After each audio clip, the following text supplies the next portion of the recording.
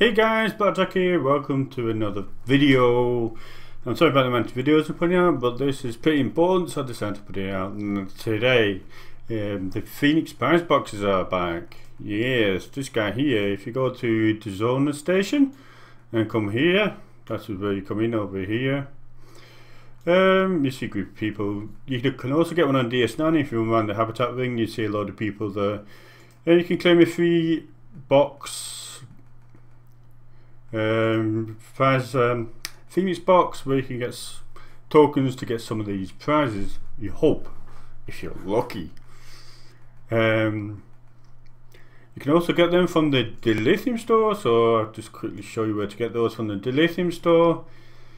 Here, as you can see, I've already spent up my Dilithium getting them. For one Pheonix Prize Pack, it is 4,500 Dil, and for the others, for 10 times Pheonix Prize Pack, it is 40k. So, what prizes can you get in these? Well, let's have a go through, shall we?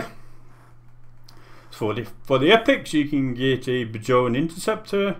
Now, for the Bajoran Interceptor, it is now let me see if I can find it. No, it's not there, it's on here. If you do, I think it's Renegade Regret, and you get the Bajoran space set off there, you notice that one piece is missing. It is off this ship, which is the Warp Core. So you can get the Warp Core off there, and then you can put that onto any ship. You can get the B-Plesh Trial Heavy Raider, the Vogon Arachon Carrier, the Vogon Exodus Heavy Escort, the Bree Razdath Dreadnought Cruiser, the Bree Saturn Carrier, Kabali Samsar Cruiser. Again, this is another one of these special ships where if you do, if you go to Delta Quadrant and go right down to the bottom, Dust to Dust, you do that 3 times, you can get the Kabali Space Set.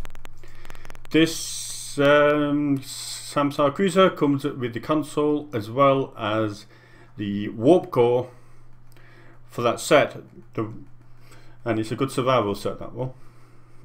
Kenim Science Vessel, that comes if you do the missions, I think it's the missions in the Iconium War, I think it is Butterfly, if I'm not mistaken. Pretty sure it's Butterfly. If you do the Butterfly, you can get the Kenim torpedo from that, I'm pretty sure. Is that one? You can get the Kenim torpedo, so then you can get the 3-piece set out, armaments set out of that one. The B-10, B whatever, it's a B ship. Ferengi warship, Lucari Hawkins Science Vessel. This is a good ship to get if you want the console for survival. It's got a very good survival console on it. And you also get the Braden Reconnaissance Warp Core, which is also part of a set. I'm pretty sure it is Melting Point. Pretty sure it's Melting Pot where you can get it. Let's have a quick check. No, it's not that one, because I've done that one that many times. Is it this one? I know it's one of these. No, it's not that one. Oh, which one is it? Oh, it's one of these anyway.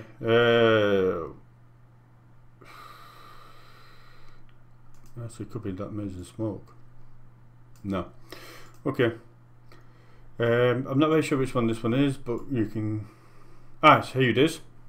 So if you do the Signs of Portraits, you get these 3.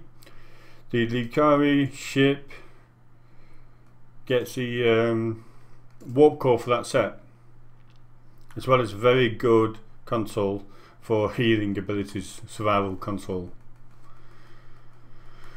And then you can get some of these as well. All these are T5 ships, so I'm not going to go through each one, but this one comes with a special torpedo. The Voth Bulwark Dreadnought Cruiser comes with a special torpedo. It's a 180-degree torpedo, a bit like the one you can get from one of the T6 ships. I think it's the Sovereign Cruiser. Same as that, but a different type of torpedo. let's go for these very rares. Now the Ryzen mini power board, if you go to your colony a lot, and you do all this stuff around the colony, this allows you to surfboard across the water. So it saves time running around the island. With motor capacitor, as you can see, it is a very good, this is not a console, this is a device that goes into your device slots, not your consoles. It's very good for repairing disabled systems and boosting your powers when you're short. This console, I would say this is a pretty important console for low to mid-range builds, especially low range builds, but mid-range builds it can help as well, because it gives you 5% damage extra and 7.5% max hull capacitor, as well as a DOT for radiation. I've got it on this tune, which is a low level tune. Voth phase decoy. If you are anti-proton build, it makes sense. 20% anti-proton damage and 5% max hull capacity with a decent activatable. Crystalline spike. This is like a grenade. You chuck it, it's a grenade, and all the enemies need the grenade. When it goes up, gets attracted to it, then blows up and gives them kinetic damage. I don't really like these. I don't really like it. I have got it. I don't like it. These Hyper Impulse engines, there was part of the weekend event. I did get these on the weekend event. One weekend event ago. I put these on my shuttle because they're no good on ships because it slows your turn rate too much. But on shuttles, because it turns so fast anyway, these give you extra speed when you're full thrust for your full impulse. Sorry. So it's worth it for that. Zephyr Cockering Shotgun. The thing I would say about this, if you go to def it a lot for the Borg cannot adapt to this because it's physical damage. Other than that, I don't really like it, but I use the Terran sword from the Lobisol for that, so I don't need this. Crystalline Energy Torpedo. Anti-proton build. This is your torpedo because this is an anti-proton torpedo. It's not kinetic, it's based on your anti-proton damage, so you can boost it with anti-proton boosts. Mirror Universe Agno Feed Rifle, it's up to you. Yeah, it's alright. I've had it on the Xbox. Not really a great fan of it. The Crystal Radiation Projector. Radiation damage? Yeah, it's alright. Fugan Fangs, again physical damage, good thing about it. Bork adapt. Sunpeck Pulse Wave, electrical damage. And the Mirror Universe Phaser 2 pistols without pistols, these are decent pistols. And then we go to the rares. So Crystalline Shard, it's a pet, whatever. Absorber Matrix for anti-proton. If you're building an anti-proton build, this is a one for you because this boosts your energy resistance as well as boosting your anti-proton damage by 19%. So it's worth it for that, even if you don't like the activatable. Tactical automated defense turret. Now I've heard that this is good on carriers. I had this on the Xbox. I put it on my carrier, and it did shoot down all the destructive torpedoes if you like going to Japora, stuff like that. If you do a lot of Japora, this is a good, and your carrier, this is good for that because it will shoot down all the destructible torpedoes for you. VSS Thanos. Well, I'm going to blank all these. All the Admiralty ships you want to get, because Admiralty is a good way to get dilithium, it's a good way to get XP, stuff like that. But this is the best Admiralty ship in the game. Because if you put it by itself, it's plus 50 all stats. So, yeah. Pheonix Replicator Smallcraft. It's another Admiralty card. Get it. Same with the Assault Cruiser, Admiralty card. Get it. ISS Sandy, Admiralty card. Get it. All these epic Admiralty cards, they are worth their weight in gold. They're not one-off uses. They are permanent Admiralty cards. So let's have a look at this one. Duty Officer, Neo Falconer, let's have a look. Liberated Borg. New Falconer does not count as playground warfare specialist equip. Limits 5% or damage versus Borg on the ground. So if you'd like to defer a lot, it's worth it. Hakiv. If you use hazard emitters, look at this one. This Bishop hazard emitters to any friend with less than 50% hold within 3 kilometers when you use your hazard emitters. Mishakira Ma, another duty officer. So if you use Titan Rifts, this can create up to 4 aftershocks for the Titan Rifts. Emergency Con hologram, another duty officer. Activate emergency powered engines, cause the recharge times for reversive maneuvers to be drastically reduced. So if you use reversive maneuvers a lot and you use emergency powered engines, makes sense. And the Vicious, 10% damage or damage against Tholians, but this is a special one because it does it against both space and ground. So if you do a lot of Tholians, space or ground, this is the one for you. Automated personnel unit, another duty officer, doubles the chance to expose target during ground combat. Again, if you do like defer stuff like that, good officer to get. Tactical exocomp, 33% chance to reduce recharge time for grenades by 5 seconds whenever a grenade is thrown. So if you're tactical, get this guy, because you can get grenades, you can throw grenades, and this will reduce the time cooldown by those grenades. Yerel, 20% chance to beam a quantum mortar 3 when beaming in a mortar. So for those engineers who can build mortars, yeah.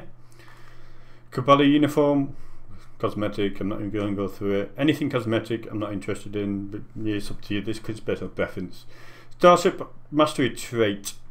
Now this guy, what this does is when you go immensely powered engines, or no, sorry, when you use evasive maneuvers, it puts a radiation cloud behind you. It does not do that much damage. I did buy this on this tune because I haven't got any Starship traits. I've only got the one that came with my Delta and Gamma stuff. I haven't had time to unlock any of my Starships yet. This is a good filler trait basically. And then you get these uncommons. Now, a lot of these are all cosmetics, to be honest, apart from these tribbles. You might like it, you might not. Some gives bonus damage, some gives max shield capacity. They all give you like a fleet mark or a Dyson mark. Just have a go through them, but someone suits your needs, you might want it. Well, these here are all, yeah, there's many single use. Consumed on use. Consumed on use. Consumed on use. You do not want to get consumed on use. All these are emotes, so if you like your emotes, then go for it. Emote, emote, emote. Space combat pack. The problem with this is I think this is also consumed on use, so it's no good. Now these here will give you pools like these here, where you can get like extra fleet credits, extra fleet marks, XP and stuff like that. When you do the other stuff, you get bonus stuff. These here, now if you've got everything else, if you got everything you want and you still got some stuff, break them all down to uncommon and get these, because these are the best upgrades you can do if you want to get it from say level 2 to level 15. It also helps you with upgrading it from epic, no, from normal to epic. You just count towards that, unlike some things. But I would say just collect them. Don't use them now. I have because I can't be bothered waiting. But you know, on the upgrade weekends, it doubles the technology points. So you're going to get like 102,400 technology points, which basically from one of these can get it from level 2 to level 10, I think. No, buy a cheap phaser or cheap thingy off the exchange, cheap beam you want. If you want to look for a beam, apply this and you can get it to level 10 straight away. And these, you need 10 of these uncommons to get the one Pheonix Prize Pack. I would just get 10 of those. So that is the Pheonix Prize Pack. It's on for a week until the 9th. You get one free every day, and then you can also get the dilithium ones as well. So that is Blackjack signing off.